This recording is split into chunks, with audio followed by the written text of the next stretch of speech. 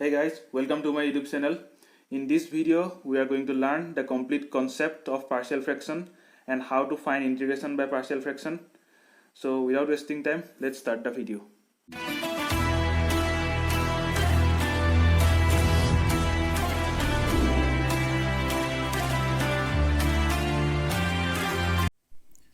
গতিকে আমি partial fraction কৰাৰ আগতে প্ৰথম আগত পাই অহা বস্তু কেইটামান আমি মনত পেলাই চাওঁ কাৰণ partial fraction কৰিবলৈ এই বস্তু কেইটা বহুত আমাৰ দৰকাৰ হ'ব বহুত ইম্পৰ্টেন্ট হয় সো px আৰু qx যদি দুটা পলিনোমিয়েল ফাংচন হয় যাৰ ভেৰিয়েবল x তেতিয়া px by qx ক আমি ৰেচনেল ফাংচন বুলি কম px and qx are two polynomial functions of x then px by qx is called rational function So ইয়াৰ পৰা আমি ডেফিনেশ্যন দুটা শিকি লম আমি জানো জাস্ট আমি মনত পেলাই লৈছো প্ৰপাৰ ফ্ৰেকশন আৰু ইম্প্ৰপাৰ ফ্ৰেকশন আমি আগতে পাই আহিছো যদি px by qx হল আমাৰ ৰেচনেল ফাংচনটো গৰিকে ৰেচনেল ফাংচনটোক আমাৰ প্ৰপাৰ ফ্ৰেকশন বুলি কেতিয়া ক'ব আৰু ইম্প্ৰপাৰ ফ্ৰেকশন বুলি কেতিয়া ক'ব যদি degree of p is less than degree of q অৰ্থাৎ নিউমাৰেটৰটোৰ যদি ডিগ্ৰী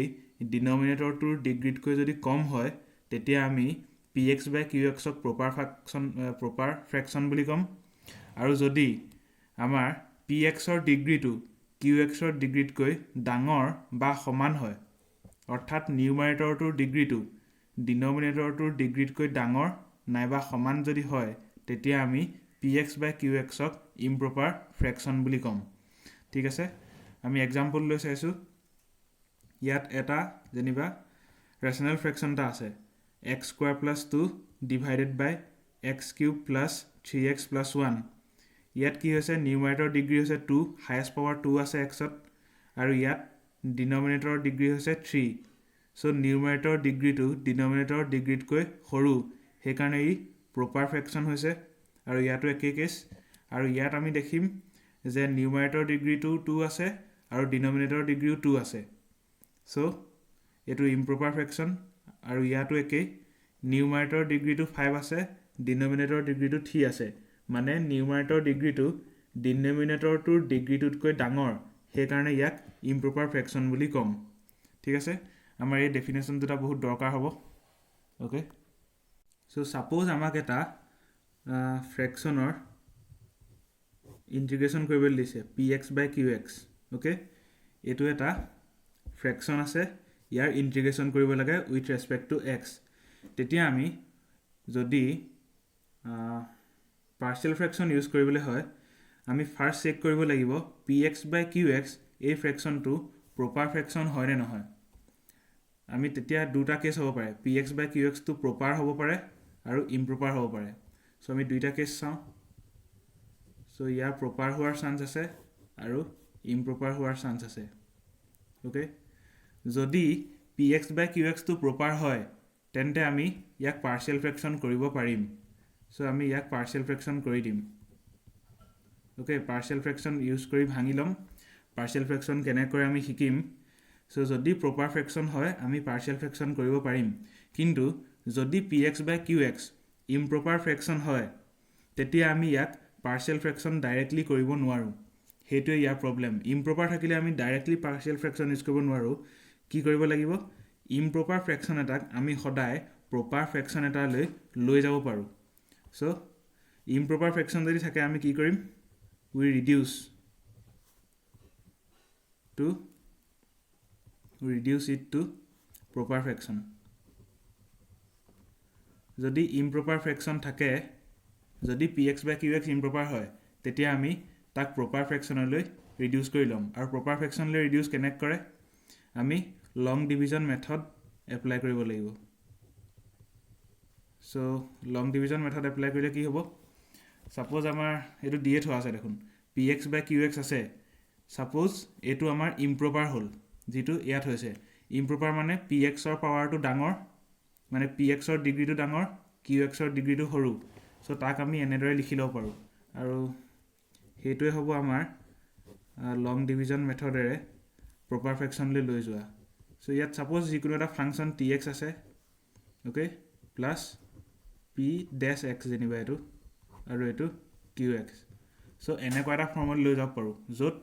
ই টু এটা ফাংচন হৈ যাব পলিনমিয়েল ফাংচন ইয়াৰ প্ৰপাৰ ইম্প্ৰপাৰ নাই কাৰণ ই কোনো ফ্ৰেকশ্যনেই নহয় আৰু ইয়াক এটা ফ্ৰেকশ্যনলৈ লৈ যাম য'ত এইটো প্ৰপাৰ ফ্ৰেকশ্যন হ'ব এই যিটো p'(x/qx) এইটো প্ৰপাৰ ফ্ৰেকশ্যন হ'ব চ' আমি ইম্প্ৰপাৰ ফ্ৰেকশ্যন থাকিলে এনেকুৱা কৰি ল'ম এনেদৰে থিয়ৰি পঢ়িলে হয়তো কাৰোবাৰ কনফিউজন লাগিব পাৰে কনফিউজ হোৱাৰ কোনো প্ৰয়োজন নাই আমি কুৱেশ্যন ছল্ভ কৰিলে গম পাই যাম চ' আমাৰ মেইন কামটো হ'ল যে px/qx ফাৰ্ষ্ট চেক কৰিব লাগে প্ৰপাৰ হয় নে ইম্প্ৰপাৰ হয় আৰু যদি প্ৰপাৰ হয় আমি পাৰ্চিয়েল ফ্ৰেকশ্যন কৰিম আৰু যদি ইম্প্ৰপাৰ হয় ফাৰ্ষ্ট আমি প্ৰপাৰ ফ্ৰেকশ্যনলৈ লৈ যাম আৰু তাৰ পিছত আমি পাৰ্চিয়েল ফ্ৰেকশ্যন কৰিম ইয়াৰ পিছৰ ষ্টেপটো কি কৰিম আমি ইয়াক পাৰ্চিয়েল ফ্ৰেকশ্যন কৰিম ঠিক আছে এতিয়া পাৰ্চিয়েল ফ্ৰেকশ্যন কেনেকৈ কৰে আমি তাৰ বিষয়ে অকণমান শিকি লওঁ চ' ফাৰ্ষ্ট আমি শিকি ল'ম কেনেকুৱা ধৰণে আমি পাৰ্চিয়েল ফ্ৰেকশ্যনৰ ফৰ্মটো ল'ম অ'কে আমাৰ ফাৰ্ষ্ট এনেকুৱা টাইপৰ থাকিব পাৰে px + q divided by x - a into x - b okay ইয়াত x - a into x - b হৈ নাথাকিবও পাৰে ডাইৰেক্টলি কিন্তু আমি ফেক্টৰাইজ কৰি ল'লে x - a into x - b form উলিয়াই ল'ব পাৰিম অ'কে চ' আমাৰ ফাৰ্ষ্ট কেছটো এইটো আছে ফাংচনটো আছে px + q divided by x - a into x - b ইয়াৰ পাৰ্চিয়েল ফ্ৰেকশ্যন কৰিব লাগে অ'কে পাৰ্চিয়েল ফ্ৰেকশ্যন কৰিবলৈ আমি ফাৰ্ষ্ট কেছটো কি কৰিম আমি ডিনমিনেটৰটো চেক কৰিম ডিনমিনেটৰ ইয়াত ডিগ্ৰী কি হ'ব ডিনমিনেটৰ ডিগ্ৰী হ'ব ইয়াত 2 কাৰণ xৰ ওপৰত হায়েষ্ট পাৱাৰ স্কোৱাৰ থাকিব অ'কে আৰু নিউমাৰেটৰ ডিগ্ৰী আছে 1 তাৰ মানে আমি পাৰ্চিয়েল ফ্ৰেকশ্যন কৰিব পাৰিম কাৰণ ই প্ৰপাৰ ফ্ৰেকশ্যন ঠিক আছে চ' ইয়াত আমি কি কৰিম ডিনমিনেটৰটোৰ এতিয়া আমি ফেক্টৰ কেইটা চাম ডিনমিনেটৰ ফেক্টৰ ইয়াত দুটা পাম x - a এটা আৰু x - b এটা চ' চিম্পুলকৈ আমি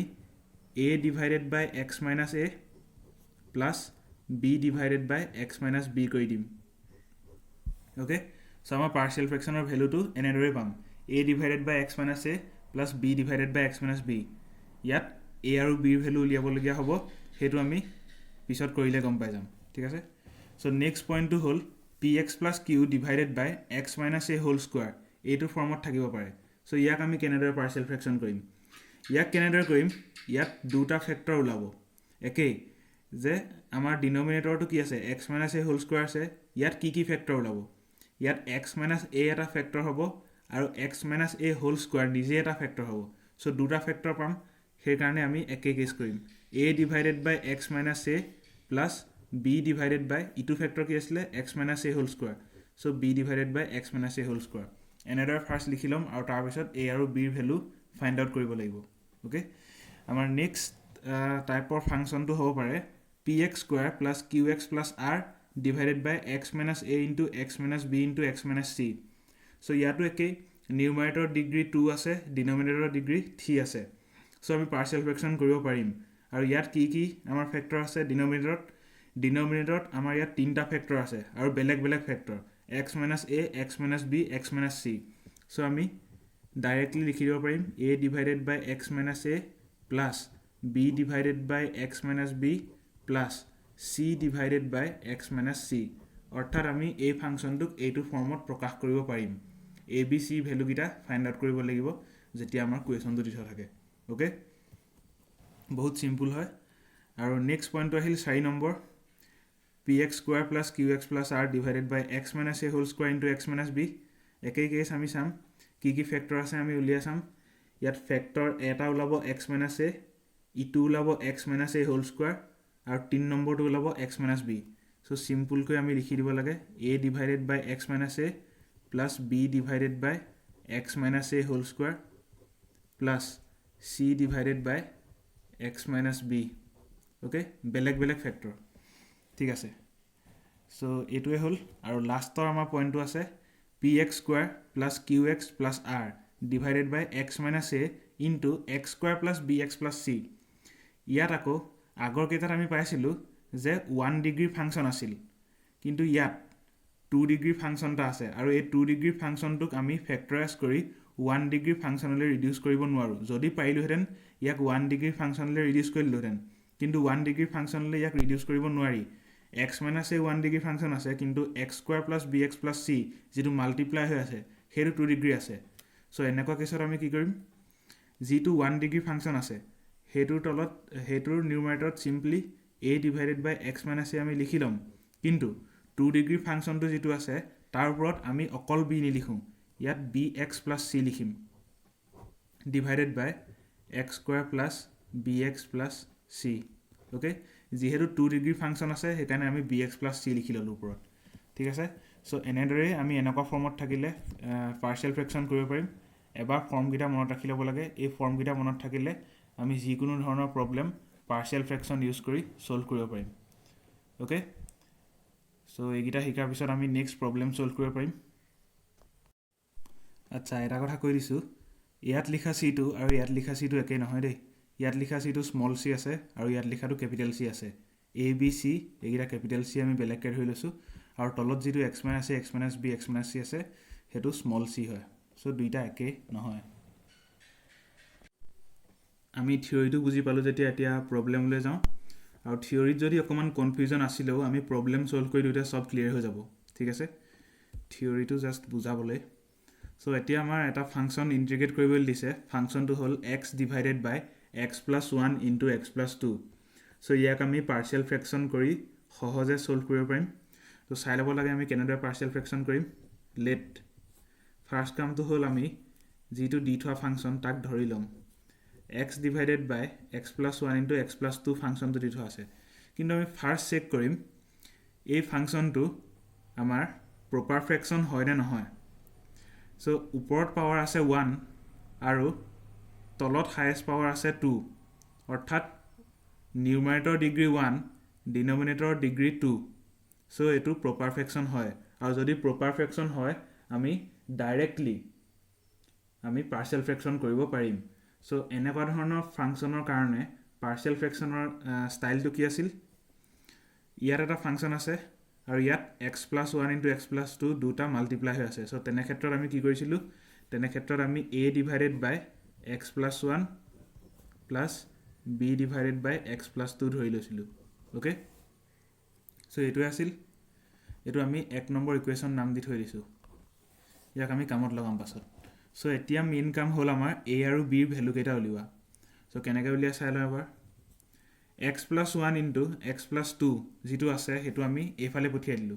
এফালে পঠিয়াই দিলে ই মাল্টিপ্লাই হৈ যাব ইয়াত সো ইয়াত অকল হৰিয়াকে x টো থাকি যাব আৰু x plus 1 into x plus 2 যদি এফালে মাল্টিপ্লাই কৰি দিও এটা স্টেপ মই দীঘলকৈ দেখাই দিছো যাতে ক্লিয়াৰ হৈ যায় প্ৰথমতে ওকে তাৰ পিছত আমি এটো স্টেপ নকৰিলে হ'ব a divided by x plus 1 into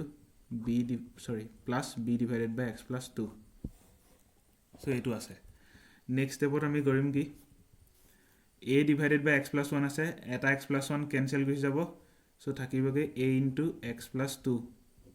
plus b জায়গা টেনৰে x plus 2 into x plus 2 কাট খাই যাব b into x plus 1 থাকিব ওকে সো ইয়াৰ পৰা আমি a আৰু b ৰ ভ্যালু উলিয়াব লাগিব কেনেদৰে উলিয়াই চাও আমি কোএফিচিয়েন্ট কম্পেয়াৰ কৰিম okay so comparing the coefficient of x ৰ যেটো কোএফিচিয়েন্ট আছে হেতু কম্পেয়াৰ কৰিম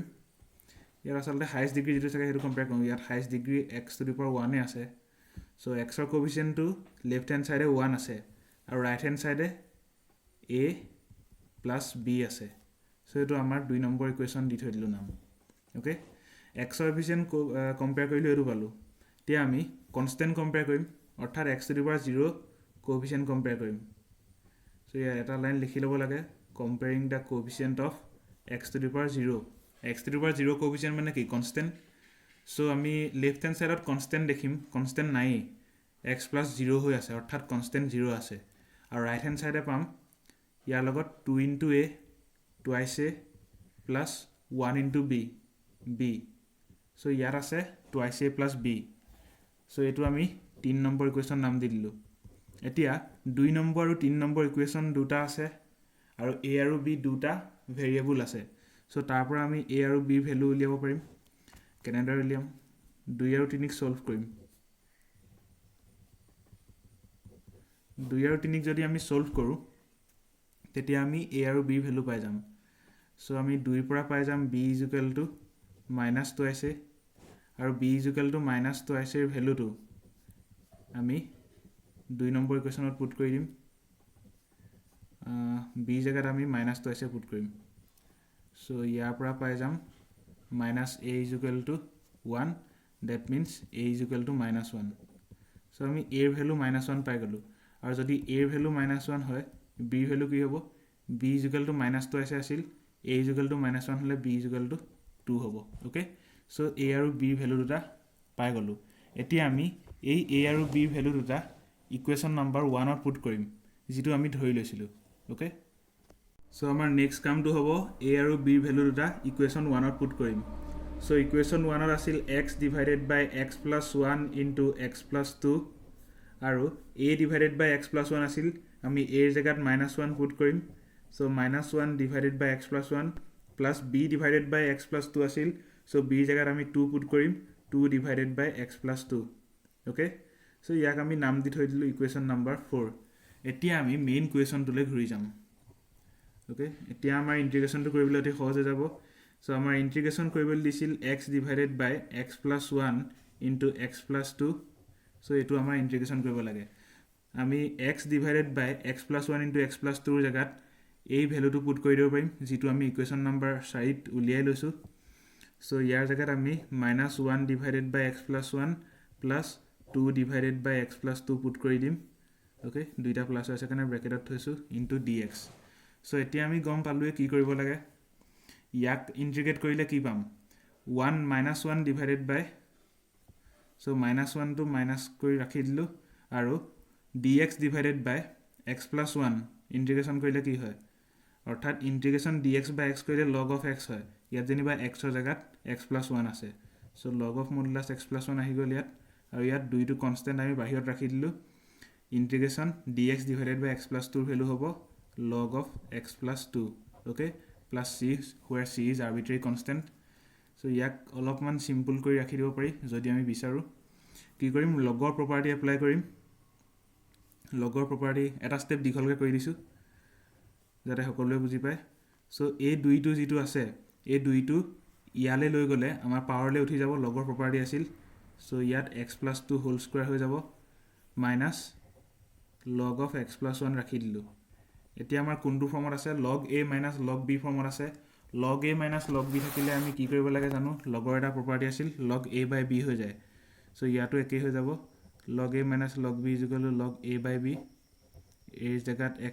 x plus 2 whole square আৰু b জাগাত x plus 1 plus c so আমাৰ এটোই হ'ব ইন্টিগ্ৰেশনটোৰ ভ্যালু সো পাৰ্শিয়াল ফ্ৰেকশন কৰি এনেদৰে আমি ইন্টিগ্ৰেশন উলিয়াব পাৰিম আমাৰ কোৱেশ্চন নম্বৰ 2 দিয়া আছে ইন্টিগ্ৰেট কৰিবলৈ এটা function 1 divided by x square minus 9 so আমি এটা ফাংচন দিয়া থাকিলে ফার্স্ট কি চেক কৰিম যদি আমি পাৰ্শিয়াল ফ্ৰেকশন কৰিবলৈ হয় যে আমাৰ হেই ফাংচনটো প্ৰপাৰ ফ্ৰেকশন হয় না ইম্প্ৰপাৰ ফ্ৰেকশন হয় আৰু ইয়াত আমি জানো ই প্ৰপাৰ ফ্ৰেকশন যেহেতু 1 divided by x square minus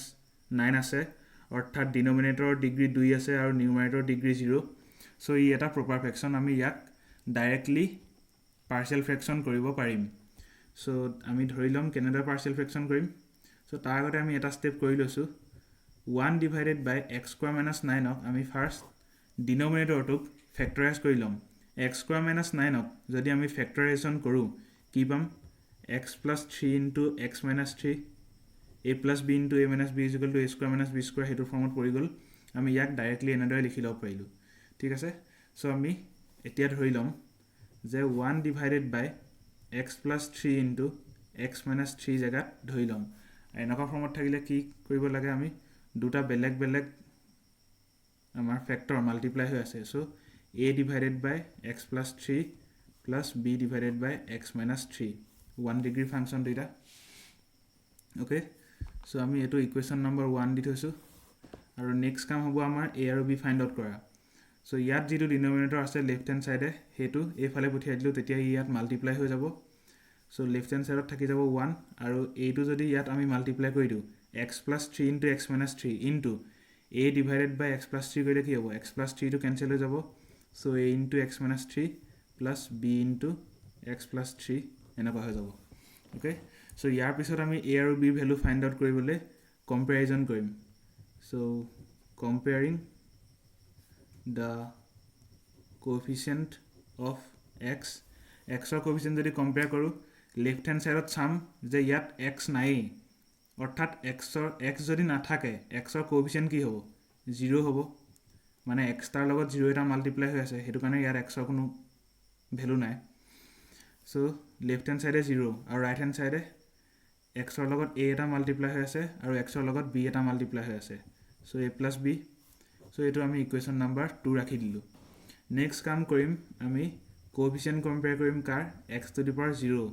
x to the power 0 মানে আমি কনস্ট্যান্ট কম্পেয়াৰ কৰিম actually okay so coefficient of x to the power 0 মানে কনস্ট্যান্ট যদি কম্পেয়াৰ কৰো আমি চাম লেফট হ্যান্ড সাইডে আমাৰ কনস্ট্যান্ট আছে 1 আৰু ৰাইট হ্যান্ড সাইডে কনস্ট্যান্ট আছে -3a + 3b ওকে সো ইয়াক আমি অলপমান নাই নেলাগে থক সো এটো ইকুৱেশ্যন নাম্বাৰ 3 এতিয়া 2 নম্বৰ আৰু 3 নম্বৰ ইকুৱেশ্যন আছে দুটা আৰু a আৰু b আছে আননোন ভ্যালু দুটা সো ইয়াৰ পৰা আমি a আৰু b ভ্যালু উলিয়াব পাৰিম এবাৰ সলভ কৰি চাব লাগে সো আমি 2 নম্বৰ ইকুৱেশ্যনৰ পৰা পাম a + b = 0 আছিল সো a = -b এই জায়গাত আমি -b পুট কৰিব পাৰিম সো এই ভ্যালুটো আমি 3 নম্বৰ ইকুৱেশ্যনত আনি পুট কৰি দিম সো 3 নম্বৰ ইকুৱেশ্যনত আছিল 1 = -3 * a সো a এৰ জায়গাত আমি -b পুট কৰি দিম